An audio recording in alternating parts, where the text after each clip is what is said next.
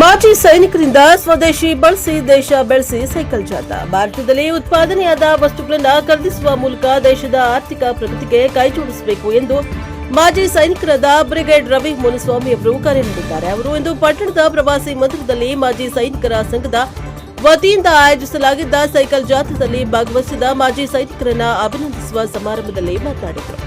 ವಿದೇಶಿ ಉತ್ಪನ್ನಗಳನ್ನು ಖರೀದಿಸಿದರೆ ನಮ್ಮ ಹಣ ವಿದೇಶಗಳ ಅಭಿವೃದ್ಧಿಗೆ ಹೋಗುತ್ತದೆ.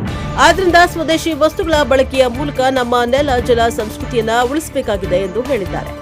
ಜನರಲ್ಲಿ ಜಾಗೃತಿ ಮೂಡಿಸುವ ಉದ್ದೇಶದಿಂದ ಸೈಕಲ್ ಜಾಥಾ ಕೈಗೊಂಡಿದ್ದು ಈಗಾಗಲೇ 1400 ಕಿಲೋಮೀಟರ್ ಜಾಥಾ ಪೂರ್ಣಗೊಳಿಸಿದ್ದೇವೆ. ಮುಂದಿನ ದಿನಗಳಲ್ಲಿ ಇನ್ನೂ 3600 ಕಿಲೋಮೀಟರ್ ಜಾಥಾ ಕೈಗೊಳ್ಳಲಾಗುವುದು ಎಂದು ತಿಳಿಸಿದ್ದಾರೆ. ಕಾರ್ಯಕ್ರಮದಲ್ಲಿ ಮಾತನಾಡಿದ ಬಿಎಸ್ ಭಗವಾನ್ ಅವರು, ದೇಶ ಎಂಬುದು ದೊಡ್ಡ ಪರಿಕಲ್ಪನೆ. ನಿವೃತ್ತಿಯ ನಂತರವೂ ದೇಶ ಪ್ರೇಮದಿಂದ ಬದುಕ್ತಾ ಇರುವ ಮಾಜಿ ಸೈನಿಕರು ಅನ್ನ ನೀಡುವ ರೈತನಷ್ಟು ದೇಶ ರಕ್ಷಿಸುವ ಸೈನಿಕನು ಮುಖ್ಯ. ದೇಶದ ಉಳಿವು ಅಳಿವಿಗೆ ನಮ್ಮ ಶಿಸ್ತು ಹಾಗೂ ಕಟ್ಟುಪಾಡುಗಳು ಅಗತ್ಯವೆಂದರು. ಮಾನವೀಯ ಧರ್ಮದ ಅರಿವು ಮೂಡಿಸುವ ಜಾಥಾ ಇದಾಗಿದೆ ಎಂದು ಹೇಳಿದ್ದಾರೆ. ಮಾಜಿ ಸೈನಿಕ ಕರ್ನಲ್ ಕಂದಸ್ವಾಮಿ ಮಾತನಾಡಿ, ಭಾರತ ನಿರ್ಮಿತ ಭೀಮ್ ಆಪ್ ಭಾರತ ಆಪ್ಗಳನ್ನು ಬಳಸುವಂತೆ ಹಾಗೂ ವಿದೇಶಿ ಆಪ್ಗಳ ಬಳಕೆಯನ್ನು ತ್ಯಜಿಸುವಂತೆ ಮನವಿಯನ್ನ ಮಾಡಿದ್ದಾರೆ. ಜನಚಿಂತನ ಸಂಸ್ಥೆಯ ಅಧ್ಯಕ್ಷ ವೀರಭದ್ರಯ್ಯ ಅವರು, ಸೈನಿಕರು ಜಾತಿ ಧರ್ಮದ ಭೇದವಿಲ್ಲದೆ ದೇಶ ಹಾಗೂ ಸಮಾಜ ಸೇವೆಯಲ್ಲಿ ತೊಡಗಿದ್ದಾರೆ. ಸೈಕಲ್ ಜಾಥಾ ಮೂಲಕ ಅರಿವು ಮೂಡಿಸುತ್ತಾ ಇರುವ ಈ ಕಾರ್ಯ ಶ್ಲಾಘನೀಯವೆಂದರು. ಮಹಾತ್ಮ ಪ್ರೊಫೆಸರ್ ವಿ ಕೃಷ್ಣಪ್ಪ ಸ್ಥಾಪಿತ ಕರ್ನಾಟಕ ದಲಿತ ಸಂಘರ್ಷ ಸಮಿತಿಯ ರಾಜ್ಯ ಸಂಚಾಲಕ ತರೀಕೆರೆ ಎನ್ ವೆಂಕಟೇಶ್ ಮಾತನಾಡಿ, ಸೈನಿಕರು ದೇಶ ರಕ್ಷಿಸುವ ಮೂಲಕ ನಮ್ಮೆಲ್ಲರ ರಕ್ಷಣೆ ಮಾಡ್ತಾ ಇದ್ದಾರೆ. ಸ್ವದೇಶಿ ಬಳಸಿ ದೇಶ ಬೆಳೆಸಿ ಎಂಬ ಸಂದೇಶದ ಜಾಥಾ ಸಮಾಜದಲ್ಲಿ ಬದಲಾವಣೆಯ ಅಲೆ ಎಬ್ಬಿಸ್ತಾ ಇದೆ. ಈ ಜಾಥಾ ಯಶಸ್ವಿಯಾಗಲಿ ಎಂದು ಶುಭ ಹಾರೈಸಿದ್ದಾರೆ. ಈ ಜಾಥಾದಲ್ಲಿ deputy commandant Ramesh Narasayya, Vedamurthy, Gopinath Pilli, Zahir, Jagannath Babu, chief engineer Sagar, Hemant Jadhav, Shanta, Sahasranama Iyer, Ramesh, Jagattappa ಸೇರಿದಂತೆ ಹಲವರು ಭಾಗವಹಿಸಿದ್ದರು. ಮಾಜಿ ಸೈನಿಕರಾದ ದೇವೇಂದ್ರ, ಎಸ್ಎಚ್ ಕುಮಾರ್, ಗೋವಿಂದಪ್ಪ, ಸಿದ್ದಪ್ಪ, ಫಾಲಾಕ್ಷಪ್ಪ, ಸಹಾಯಗಂ, ಜಗನ್ನಾಥ, ಸೋಮಣ್ಣ ಹಾಗೂ ಅರಿವು ವೇದಿಕೆಯ ಶಿವಣ್ಣ ಉಪಸ್ಥಿತರಿದ್ದರು. ಮಾಜಿ ಸೈನಿಕರ ಸಂಘದ ಅಧ್ಯಕ್ಷ ಮಿಲಿಟರಿ ಶ್ರೀನಿವಾಸ್ ಸ್ವಾಗತಿಸಿ ವಂದಿಸಿದ್ದಾರೆ. ಬ್ಯೂರೋ ರಿಪೋರ್ಟ್ ಪ್ರದೀಪ್ ಹೆಚ್ಚಿ, ಎನ್ಕೆ ಸ್ಟಿಂಗ್ಫೋರ್ಟ್, ತರೀಕೆರೆ. ಪತ್ರಿಕೆಗಳೆಲ್ಲ ಓದಿದ್ರೆ ನಮ್ಮ ಯೋಚನೆಗಳು ಸ್ವಲ್ಪ ಚೆನ್ನಾಗಾಗತ್ತೆ.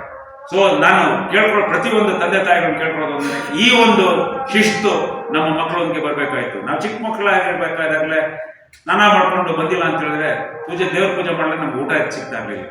ಎರಡನೇದು, ತಂದೆ ತಾಯಿಗಳು ಕಾಲು ಮುಟ್ಟಿ ನಮಸ್ಕಾರ ಮಾಡ್ಬಿಟ್ಟು ಹೊರಗಡೆ ಹೋಗ್ತಾ ಇದ್ವಿ. ಹೊರಗಡೆ ಬಂದ್ಮೇಲೆ ಮಾಡ್ತಾ ಇದ್ವಿ. ಗುರುಗಳಿಗೆ ನಮಸ್ಕಾರ ಮಾಡ್ತಾ ಇದ್ವಿ, ಹಿರಿಯರಿಗೆ ನಮಸ್ಕಾರ ಮಾಡ್ತಾ ಇದ್ವಿ. ಅದು ನಮ್ಮ ಸಂಸ್ಕೃತಿ, ನಾವು ಮರಿಬಾರ್ದು. ಭಗವದ್ಗೀತೆ ಶ್ಲೋಕಗಳು ಕಲ್ತ್ಕೋಬೇಕು. ಭಗವದ್ಗೀತೆಯಲ್ಲಿ ಇಲ್ಲದೆ ಇದು ಪ್ರಪಂಚದಲ್ಲಿ ಎಲ್ಲಿಯೂ ಇಲ್ಲ. ಪ್ರಪಂಚದಲ್ಲಿ ಇರೋದು ಎಲ್ಲ ಭಗವದ್ಗೀತೆಯಲ್ಲಿ ಅಡಗಿದೆ. ನಮ್ಮ ಬುದ್ಧಿ, ನಮ್ಮ ಯೋಚನೆ ಹೆಂಗೆ ಇದು ಮಾಡಬೇಕು ಅಂತ ಹೇಳ್ಬಿಡೋದೆಲ್ಲ ಕಲಿಸ್ಕೊಡ್ಬೇಕು ಅಂತ ಹೇಳ್ಕೊಂಡು ಈ ನಮ್ಮ ಎಲ್ಲರನ್ನು ಸ್ವಾಗತಿಸಿ ನಮಗೆ ಸಹಕಾರ ಮಾಡಿದಂಥ ಪಾಲಾಕ್ಷಪ್ಪನವರು, ಶ್ರೀನಿವಾಸ್ನವರು, ಭಗವಾನ್ ಅವರು ಮತ್ತು ಇಲ್ಲಿ ಬಂದಿರೋ ಮಾಧ್ಯಮದವರಿಗೂ ಒಂದು ಧನ್ಯವಾದ ಹೇಳ್ತಾ ಇದ್ದೀನಿ. ಈ ಒಂದು ಕಾರ್ಯಕ್ರಮ ಪರಿಪೂರ್ಣ ಸನಾತನ ಚಾರಿಟಬಲ್ ಟ್ರಸ್ಟ್ ಸಹಕಾರ ಇಲ್ಲ ಅಂದರೆ ನಡೀತಾ ಇರಲಿಲ್ಲ. ಅಷ್ಟೇ ಅಲ್ಲ, ಈ ನಮ್ಮ ಪ್ರತಿಯೊಂದು ಸದಸ್ಯರು 60 ವರ್ಷದ ಮೇಲೆ ಮುಕ್ಕಾಲು ಪಾಲು 60 ವರ್ಷದ ಮೇಲೆ ಇದ್ದಾರೆ.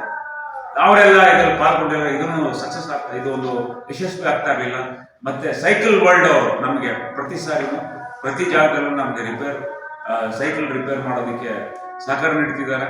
ಸೊ ಆದ್ದರಿಂದ ಪರಿಪೂರ್ಣ ಸನಾತನ ಚಾರಿಟಬಲ್ ಟ್ರಸ್ಟಿನ managing trustee doctor professor A V. Srinivasan ಮತ್ತು ಸೈಕಲ್ ವರ್ಲ್ಡಿನ ಶ್ರೀ ಕೃಷ್ಣ ಅವರು, ಮಾಲೀಕರಾದ ಶ್ರೀ ಕೃಷ್ಣ ಅವರು, ಮೊನ್ನೆ ಪ್ರತಿಯೊಂದು ನಮ್ಮ ಸದಸ್ಯರು, ಈ ಸೈಕಲ್ ತಂಡದ ಸದಸ್ಯರಿಗೆ ಧನ್ಯವಾದದೊಂದಿಗೆ ಈ ಅವಕಾಶ ಮಾಡಿಕೊಟ್ಟಿದ್ದಕ್ಕೆ ನಾನು ಧನ್ಯವಾದ. ಇದು ಎರಡನೇ ಫೇಸ್ ನಮ್ಮ ಈ ಜರ್ನಿ ಸ್ಟಾರ್ಟ್ ಆಗಿರೋದು. ಇದು ಬೆಂಗಳೂರಿಂದ ನೆಲಮಂಗಲ ಅರ್ಜುನ್ ಬೆಟ್ಟಳ್ಳಿ ಪರಿಪೂರ್ಣ ಸನಾತನ ಚಾರಿಟಬಲ್ ಟ್ರಸ್ಟಿಂದ ಸ್ಟಾರ್ಟ್ ಆಗಿದ್ದು. ಮೊನ್ನೆ ನಾವು ಚಂದ್ರಾಯಪಟ್ಟಣ ಉಳ್ಕೊಂಡಿದ್ವಿ.